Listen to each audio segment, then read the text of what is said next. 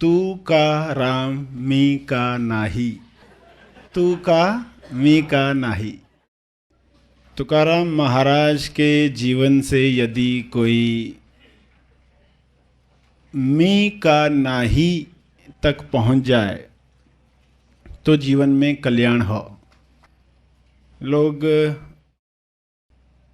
ये तो कहते हैं कि उसके पास बंगला है, मेरे पास क्यों नहीं, उसके पास ये ताज है, मेरे पास क्यों नहीं, यह कुर्सी है, मेरे पास क्यों नहीं। बहुत कम लोगों के अंदर यह प्यास जगती है कि उसे आत्म साक्षात्कार हुआ है, मुझे क्यों नहीं। तू का राम, राम कौन बना, और जो बना तो क्यों बना, क्या हुआ उनके जीवन में,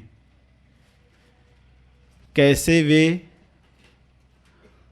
बर्बादी से बजरंग बने। बजरंग यानी भक्त, भक्त तुकाराम। बर्बादी से बजरंग, रंक से पांडुरंग। रंक एक गुलाम होता है, राजा, और रंक, रंक से पांडुरंग कैसे बने, यह यात्रा हमें जाननी है। आइए अब समझें अभंग का गहरा अर्थ। तुकाराम ने अपने अभंगों में अपने जीवन के बारे में इशारे दिए हैं, जिस वजह से कुछ बातें साफ साफ सामने आती है। अभंग का अर्थ ही अखंड, अखंड अभंग यानी जिसमें पूर्णता आती है। एक अभंग लिया किसी विषय पर, तुकाराम जी एक मसले पर, एक समस्या पर, यात्रा पर, खोजी के लिए, सैलानी के लिए, भक्त के लिए कुछ कहते हैं, तो उन पंक्तियों में जिसको अभंग कहा गया है, भंग नहीं कर सकते, तोड़ नहीं सकते, उस अभंग में उन्होंने पूर्णता लाई कि अगर आप यह करते हो तो आप यात्रा पूरी कर सकते हो। तो तुकाराम का जीवन, उनकी शिक्षाएं हमारे सामने आ रही है, तो हम समझेंगे कि उनके जीवन के साथ हमारे जीवन के किस पहलू पर प्रकाश डाला जा रहा है। किसी के जीवन में कोई घटना होती है तो वह घटना बहुत से लोगों के जीवन में हो रही हो सकती है। वह सुनकर हमें समाधान मिलता है, सॉल्यूशन मिलती है कि अगर किसी के साथ ऐसा हुआ तो इस तरह का प्रतिसाद दिया जा सकता है, ऐसा रिस्पॉन्स दिया जा सकता है। हम जो पुराना रिस्पॉन्स, बासा रिस्पॉन्स, प्रतिसाद देते आए हैं, तो ऐसे लोगों का जीवन पढ़कर, आत्मचरित्र पढ़कर आपको पता चलता है कि और भी प्रतिसाद हैं जो दिए जा सकते हैं, और वे प्रतिसाद देने के लिए क्या समझ होती है उन लोगों में, जिस वजह से वे वैसा जीवन जी पाए। हम क्यों नहीं जी पा रहे, कौन सी मान्यता हम में है जो हमसे वे शब्द नहीं निकलते, वे प्रतिसाद नहीं निकलते, वे क्रियाएं नहीं होती। तो जीवन हमें बहुत कुछ सिखा सकता है।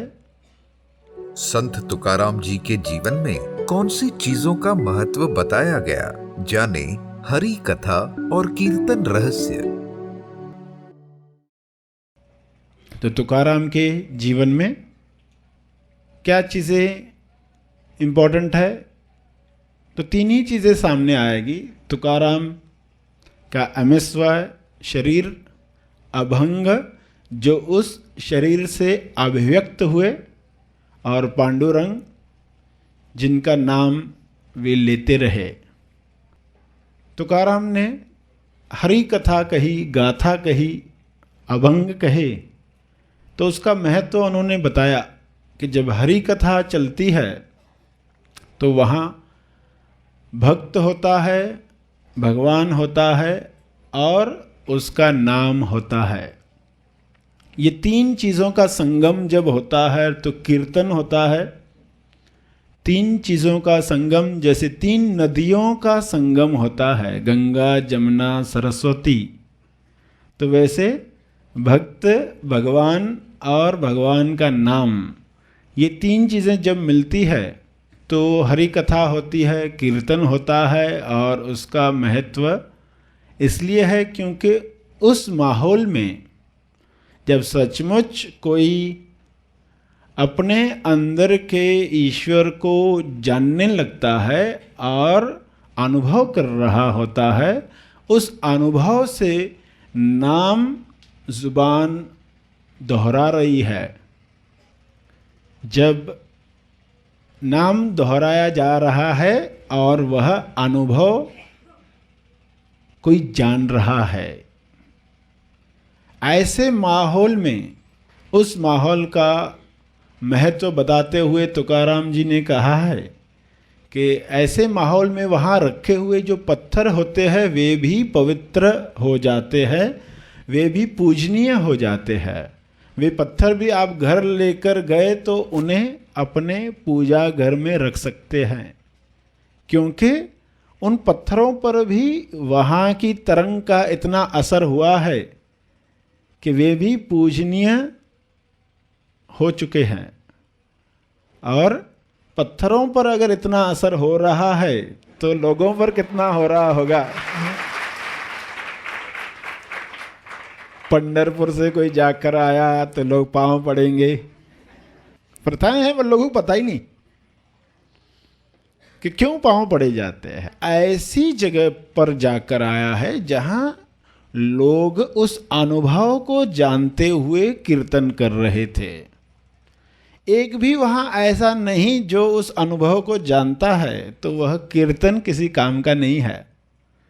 अगर कीर्तन चल रहा हो और वहां एक भी ऐसा नहीं है जो अनुभव को जानता है, जिसको सच्चाई मालूम है, तो उस कीर्तन का वह उपयोग नहीं जो संत तुकाराम ने बताया। क्या बताया कि ऐसे माहौल में पत्थर भी पवित्र हो जाते हैं, तो वहाँ जो लोग होंगे उसका क्या असर होगा।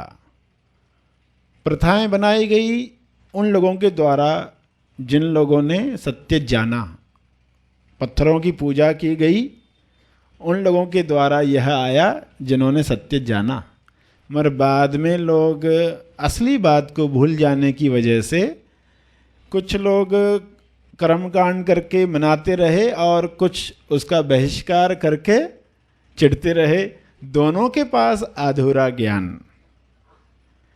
सत्संग में, कीर्तन में प्रसाद रखा जाता है और कीर्तन के अंत में बांट दिया जाता है। तो अब आपको समझ में आया होगा कि कीर्तन में प्रसाद रखा गया, सत्संग में प्रसाद रखा गया, ढककर रख दिया गया है। अब फिर पूरा सत्संग हो गया तो लोगों को प्रसाद बांट दिया जाता है। लोग घर लेकर जाते, सबको खिलाते, अपने घर वालों को, यानी वो जो लेकर आए हैं, वो जो तरंग अपने साथ लाए हैं, घर वाले भी खाए, उनके अंदर भी सुधार हो, ऐसी समझ थी।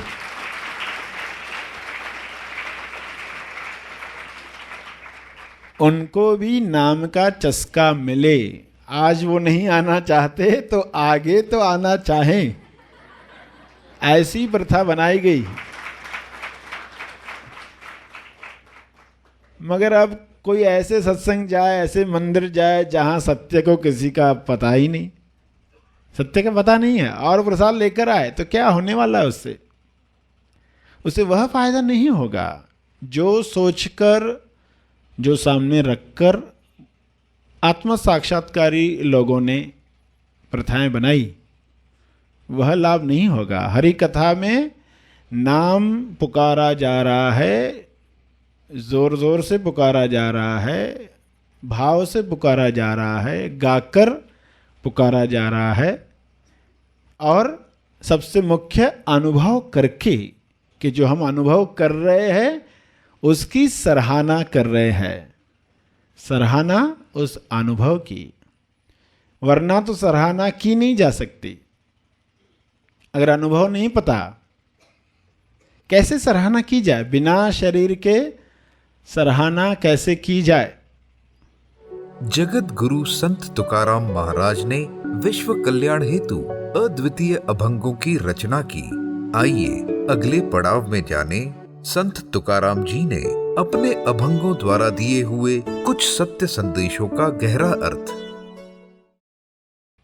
संत तुकाराम कहते हैं ईश्वर को अपने अभंग में कि भगवान को भक्त की बहुत आवश्यकता है, क्योंकि वो अपनी सराहना खुद नहीं कर सकता, इसलिए भक्त का निर्माण किया। ईश्वर को क्या कहते हैं कि तुम बिना भक्त के अधूरे हो, तुम कर नहीं सकते।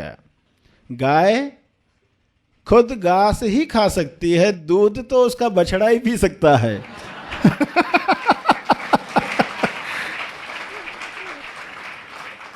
यानी अनुभव जो है, हर एक के अंदर जो अनुभव है उसकी सराहना की जा रही। शरीर क्या है? निमित्त बनता है, वह सराहना करता है, आश्चर्य करता है। और ईश्वर यह चाहता था, संसार बनने के पीछे कारण, जो भी सत्य जान जाएगा उसको सब रहस्य पता चल जाएंगे कि असलियत में जिन्होंने अनुभव प्राप्त किया उन्होंने यह बात समझी, इसलिए वह सराहना सहजता से उनसे निकली। ऐसे ही कोई सराहना करने जाए, अनुभव प्राप्त नहीं किया, वो भी करेगा सराहना, मगर क्या वही आनंद उसके अंदर आ रहा होगा? हो सकता है वह उसके लिए काम लगे, कीर्तन में गया है, समय पर ही उसका ध्यान है कि कब खत्म होगा, मैं जाऊं। और एक भक्त है तो वह तो समय से परे चला गया, तो टाइमलेस हो गया, उसके लिए वह काम नहीं है, वो कर्तव्य नहीं है कि 3 बार मंदिर जाना चाहिए, ये बताया गया है। ये नहीं किया तो हम ईश्वर को खुश नहीं कर पाएंगे, एकादशी नहीं रखी तो परेशान हो जाएगा हमारा ईश्वर। ये गलतफहमी या ये बोझ या उपवास तकलीफ नहीं देगा, भक्त के लिए वह आनंद होगा। जिन्होंने सत्य जाना उन्होंने बात सामने रखी कि हरि कथा का यह महत्व है। कीर्तन कर रहे हो, भजन संध्या कर रहे हो, तो उसके पीछे असली कारण यह है अनुभव जो शरीर के परे है, शरीर पर नहीं है। उस चीज़ को जान लेने के बाद ही तुकाराम महाराज ने जो बातें सामने लाई। आज के प्रवचन का लक्ष्य यह है कि संत तुकाराम का जीवन और उनकी शिक्षाओं पर मनन किया जाए और अपने जीवन के साथ देखा जाए कि हमारे जीवन में जो घटनाएं हो रही है वह क्या इशारा है और हमें आगे कैसे बढ़ना चाहिए। निमित्त बनाकर हमें आगे बढ़ना है। संत तुकाराम ने उस अनुभव को बताते हुए कहा कि मैंने अपने मृत्यु को स्वयं देखा, अपनी मृत्यु का साक्षी बना। मर जाने के बाद, जीते जी मर जाने के बाद मौत से मुक्ति हुई। एक झटके में मेरा शरीर खाली हो गया। अनुभव के बारे में वे कहते हैं कि शरीर एक झटके में खाली हो गया, अपनी मौत के साक्षी बने और प्रभु का यानी पांडुरंग का निवास हो गया। शरीर में पांडुरंग का निवास हो गया। देखो ये शब्दावली है, उससे वही अर्थ नहीं पकड़ना है, क्योंकि उस वक्त जो लोग सामने होते हैं वे जो भाषा समझ सकते हैं वही भाषा इस्तेमाल की जाती है। तो वे कहते हैं कि पांडुरंग का निवास हो गया, यानी तुकाराम के शरीर में पांडुरंग का निवास हो गया। एक झटके में शरीर खाली हो गया, मकान खाली हो गया। शरीर है, मकान है। मकान जब तक खाली नहीं होता, इंसान कहता है ईश्वर को तुम भी रहो मैं भी रहूं, मेरे घर आओ मैं भी रहूं। तो उसको पता नहीं है कि वो गलतफहमी का शिकार है। अगर मकान खाली होगा तो ही कोई और आकर रह सकता है। मकान खाली भी किया और कहा कि मैंने तो मकान खाली किया, मेरी एक मशीन है, आटा पीसती है। क्या पीसती है? आटा पीसती है, पिसे हुए को पीसती है। मेरी एक मशीन है, वो मैं कोने में रख दूंगा। किसी को आप मकान दो और उसको ये कहो कि मैं तो बाहर हो जाता हूं, मेरी एक मशीन है, वो कोने में आटा पीसते रहेगी, तो तुम ले लो मकान। वो कहेगा भाई देना है तो पूरा खाली करके दो, अपनी ये मशीन भी लेकर जाओ जो पीसते हुए को पीसती है, पिसे हुए को पीसती है। यानी ये मन जो है उसको भी बाहर लेकर जाओ, जो बड़बड़ करते रहता है, कलाबाजियाँ खाते रहता है, जो हो चुका उस पर ही सोचते रहता है, गेहूं पिस चुकी उस पर भी सोचते रहता है। तो ये मशीन में लेकर जाओगे तो हम मकान लेंगे, वरना मकान नहीं लेंगे। तो संत तुकाराम ने तो ये शब्द नहीं कहे, मगर अर्थ समझना। अर्थ वही है जो आप समझते आ रहे हो कि मकान खाली कर दिया, यानी अहंकार हट गया, तोलुमन हट गया और पांडुरंग का निवास हो गया। पांडुरंग का निवास हो गया तो शरीर क्या हो गया? तब वह शरीर कैसी अभिव्यक्ति करेगा?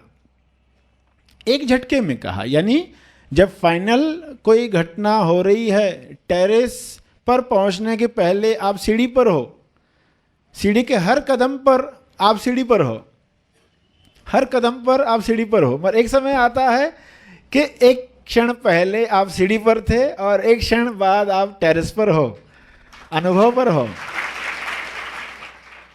तुकाराम जी महाराज भी वही बता रहे हैं कि जब भी अनुभव होगा तो वो एक क्षण में होगा। एक क्षण काफी है, एक प्रवचन काफी है। अगर उस अनुभव की बात लगातार सुन रहे हो, उसकी सराहना लगातार सुन रहे हो, उस पर आश्चर्य निरंतर कर रहे हो, तो कभी भी वह क्षण आ जाएगा कि एक क्षण पहले नहीं था और एक क्षण बाद है। वो इसलिए होगा क्योंकि पहले से ही है। तो अनुभव के बारे में संत तुकाराम ने बताया अपना अनुभव, अभंगों में उन्होंने अपना अनुभव भी बताया। तो हरि कथा का अर्थ प्रसाद क्यों बांटा जाता है, उसका अर्थ, और तब जब कोई तो वहाँ है जो उस अनुभव पर है, जो उस कीर्तन को दिशा दे सकता है। वरना लोग जहाँ जमा होते हैं, एक एक कुछ कहता है, दूसरा दूसरा कुछ कहता है, कब वो टॉपिक से हट जाते पता ही नहीं होता। चर्चाएं होती ना, ग्रुप में लोग मिलते हैं, मगर कोई एक भी ऐसा है जो अनुभव पर है तो वो वापस लोगों को उसी टॉपिक पर लाएगा, क्योंकि एक ही टॉपिक है, टॉपिक तो एक ही है। मन वैरायटी चाहता है, मन जो पीसने वाली मशीन, उसको वैरायटी चाहिए। तो उसके लिए सारी व्यवस्थाएं की जाती है कि कैसे उसे वह अनुभव मिले, ताकि फिर वो उसके साथ ही चिपका रहे। एक बार प्रेम हो गया, भक्ति हो गई, चस्का लग गया, तो बहुत आसान है, फिर वो उसी टॉपिक पर रह पाएगा। जब तक वो नहीं होता, जब तक एक ही रंग नहीं होता, तब तक पांडुरंग नहीं आता।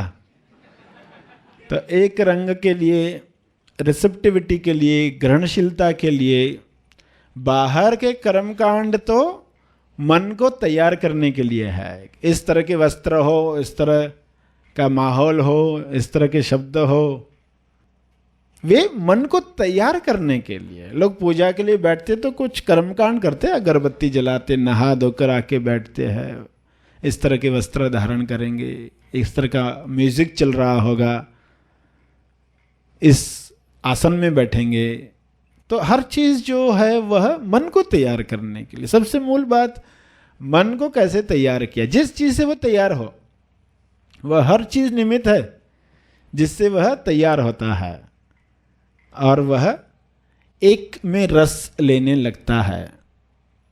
नवनाथ से एकनाथ जब बनता है तब वह उसी में रहना चाहता है। महा आसमानी परम ज्ञान शिविर क्यों करें? आइए कुछ सत्य साधकों द्वारा जाने कि इस शिविर का उनके जीवन में क्या लाभ हुआ। Happy thought. Happy thought. मैं डॉक्टर प्रोफेशन हूँ, बाकी बहुत सारे कोर्सेज में किया। ये सर्च में मैं हूँ, I am in search of the god. He is in search of god और I am in search of god, I don't know. बाकी ये जो आप, मैं नाम नहीं लूँगा, ये सब कोर्सेज में किए हैं। हाँ। लेकिन ये एक लिमिट के आगे अष्टांग योग है, लेकिन ध्यान धारणा के आगे मूवमेंट नहीं हो रही थी। हाँ। और शरीर, मन और बुद्धि ये यहीं सब घूम रहा था, उसके आगे रास्ता नहीं मिलता था। हाँ। ये तो पता है कि ये शरीर मैं नहीं हूँ, मैं मन भी मैं नहीं हूँ, बुद्धि भी मैं नहीं हूँ। उसके आगे, उसके परे कुछ तो भी है। हाँ। दिखता नहीं है भी और नहीं भी। हाँ। कोइंसिडेंटली ऐसा एक आपका विचार नियम, एक छोटा बुकलेट पढ़ने का ये आया। उसके बाद बड़े बुक्स प्रैक्टिकली कुछ छोड़ के आपके सब बुक पढ़ के हुआ है, हाँ। इंक्लूडिंग मृत्यु एंड ऑल दिस थिंग्स। कैसा है कि मैच स्टिक, आप मैच स्टिक हो, मेरे पास दिया है, तेल है, उसमें वाद भी है, लेकिन काड़ी लगाने वाला कोई तो भी चाहिए।